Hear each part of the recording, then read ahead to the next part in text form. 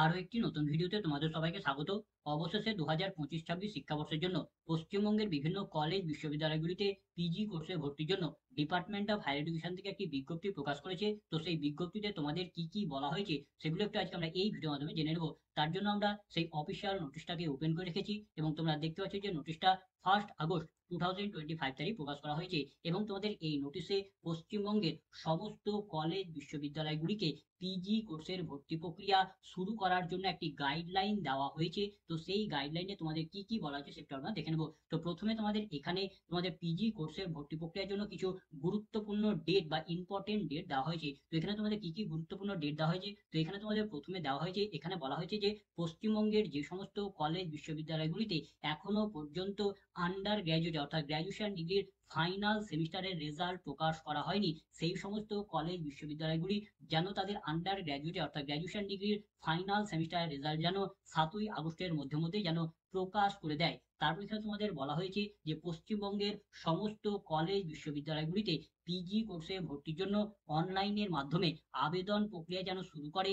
8ই August থেকে যেন form fill up প্রক্রিয়া যেন শুরু করে এবং এই আবেদন প্রক্রিয়া যেন চালানো হয় 20 আগস্ট পর্যন্ত। এই আবেদন প্রক্রিয়া যেন চালানো হয়। তারপর তোমাদের এই সমস্ত কোর্সে ভর্তির জন্য তোমাদের মেরিট লিস্ট যেন প্রকাশ করা হয় 25 আগস্টের মধ্যেই যেন মেরিট লিস্টগুলি প্রকাশ করে দেওয়া হয়। তারপর তোমাদের মেরিট লিস্ট বেরোনোর পর যে ভর্তি প্রক্রিয়া থাকে, সিলেকশন প্রসিডিওর, তারপর তোমাদের অ্যাডমিশন ফি পেমেন্ট, এই সমস্ত প্রক্রিয়া সম্পূর্ণ করে যেন তোমাদের 2025-26 শিক্ষাবর্ষের জন্য পিজির ফার্স্ট সেমিস্টারের ক্লাস যেন 1 সেপ্টেম্বর থেকে যেন শুরু করে দেওয়া হয়। এবং এই টাইম পিরিয়ডের মধ্যে ভর্তি প্রক্রিয়া সম্পন্ন হওয়ার পরেও যদি কোনো কলেজ বা বিশ্ববিদ্যালয়ে যদি কোনো ফাঁকা সিট যদি দেখা যায়, তাহলে তাদেরকে আরো একবার ভর্তির সুযোগ দেওয়া হবে।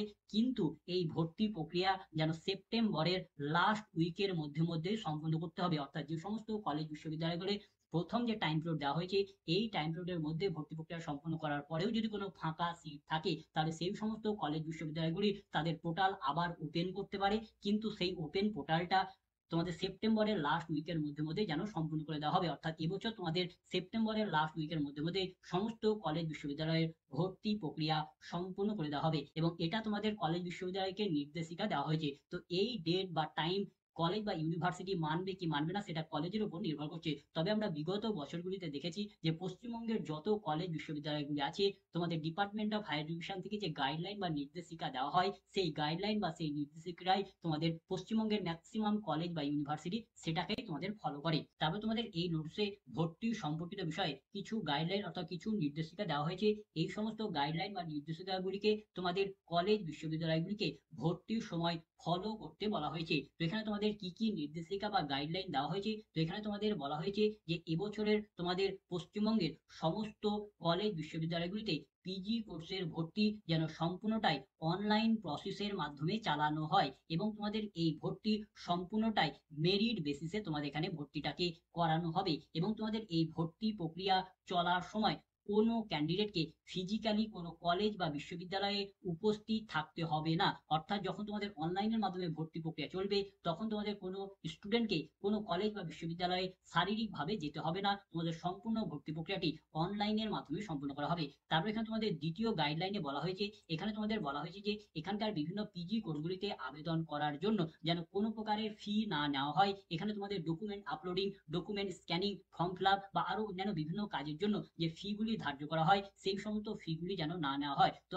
আগের বছরও তোমাদের আবেদন করার জন্য কোনো প্রকার অ্যাপ্লিকেশন ফি নেওয়া হয়নি, তো এবছরও তোমাদের কোনো প্রকার অ্যাপ্লিকেশন ফি যাতে না নেওয়া হয়, তার জন্য এখানে ইউনিভার্সিটিগুলিকে বা কলেজগুলিকে নির্দেশিকা দেওয়া হয়েছে। তারপর তোমাদের তৃতীয় গাইডলাইনে বলা হয়েছে যে এখানে তোমাদের যে সকল ক্যান্ডিডেটরা ভর্তির জন্য সিলেক্ট হবে, তাদেরকে যেন ইমেলের মাধ্যমে বা টেলিকমিউনিকেশনের মাধ্যমে অর্থাৎ এসএমএস এর মাধ্যমে বা কোনো মাধ্যমের মাধ্যমে যেন তাদেরকে ইনফর্ম করে দেওয়া হয়। অফিসিয়াল ওয়েবসাইটে তো মেরিট লিস্ট প্রকাশ করা হবে, তার সঙ্গে সঙ্গে তোমাদের ইমেলের মাধ্যমে বা এসএমএস এর মাধ্যমেও যেন সেই সমস্ত স্টুডেন্টদের ইনফর্ম করে দেওয়ার জন্য এখানে একটি নির্দেশিকা দেওয়া হয়েছে। তারপর তোমাদের বলা হয়েছে যে যে সকল ক্যান্ডিডেটরা ভর্তির জন্য সিলেক্ট হবে, তাদের এখানে অনলাইনের মাধ্যমে পেমেন্টের মাধ্যমে তারা তাদের অ্যাডমিশন ফিটাকে বা যে সমস্ত ফি থাকবে সেগুলিকে ফি পেমেন্ট করে তোমরা এখানে ভর্তি নিতে পারবে।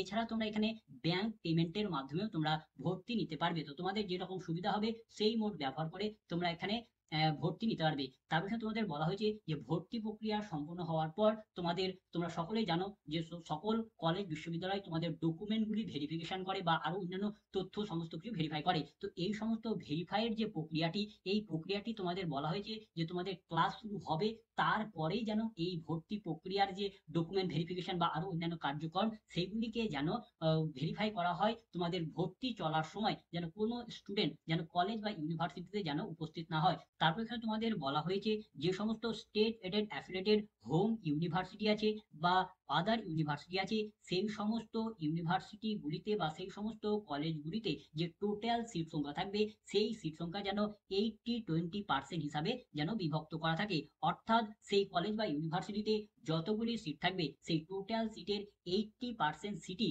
সংরক্ষিত থাকবে ওই কলেজ বা ওই ইউনিভার্সিটি থেকে। যে সমস্ত স্টুডেন্টরা পড়াশোনা করেছে তাদের জন্য 80% সিট সংরক্ষিত থাকবে এবং বাকি 20% সিট যারা সেই কলেজ বা ইউনিভার্সিটি থেকে পড়েনি, অন্য কোনো কলেজ বা ইউনিভার্সিটি থেকে পড়াশোনা করবে, তাদের জন্য বাকি 20% সিট সংরক্ষিত থাকবে। এবং তোমাদের এখানে যেগুলি স্টেট এডেড ইউনিটারি ইউনিভার্সিটি হবে তাদের জন্য এখানে 90:10 অনুপাতে যেন সিট সংরক্ষণ থাকে। এই রকম তোমাদের এখানে নির্দেশিকা দেওয়া হয়েছে। তো ডিপার্টমেন্ট অফ হায়ার এডুকেশন থেকে যে নোটিফিকেশনটি জারি করা হয়েছে সেখানে তোমাদের যে গাইডলাইন বা যে নির্দেশিকাগুলি দেওয়া হয়েছে, এই সমস্ত গাইডলাইন বা নির্দেশিকাগুলি তোমাদের পশ্চিমবঙ্গের যে সমস্ত কলেজ বা বিশ্ববিদ্যালয়গুলি আছে তারা এই সমস্ত গাইডলাইনগুলি হুবহু ফলো করতে পারে।